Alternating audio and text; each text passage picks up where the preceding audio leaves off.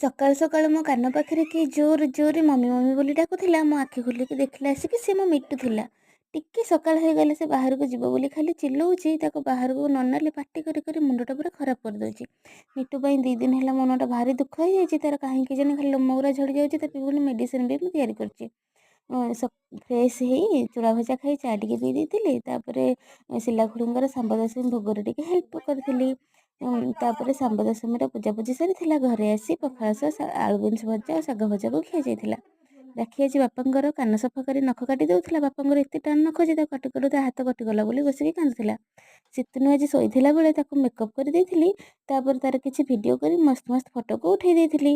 ରାତିରେ ଶିଲା ଖୁଡ଼ି ଘରେ ଯେଉଁ ଭୋଗ ଦେଇଥିଲେ ତାକୁ ରାକ୍ଷୀର ମୋର ଖାଇ ଦେଇଥିଲୁ। ତାପରେ ସାଉଥ୍ ମୁଭିଟା ଦେଖିଥିଲୁ। ସାଙ୍ଗମାନେ ଆଜି ମୋର 400 ସବସ୍କ୍ରାଇବର କମ୍ପ୍ଲିଟ୍ ହେଲେ, ସେଥିପାଇଁ ମୁଁ ବହୁତ ଖୁସି ଅଛି। ଆପଣମାନଙ୍କର ସପୋର୍ଟ ସଦାବେଳେ ଏମିତି ରହିବ ଆଶା ରଖୁଛି। ଜୟ ଭୋଲେନାଥ।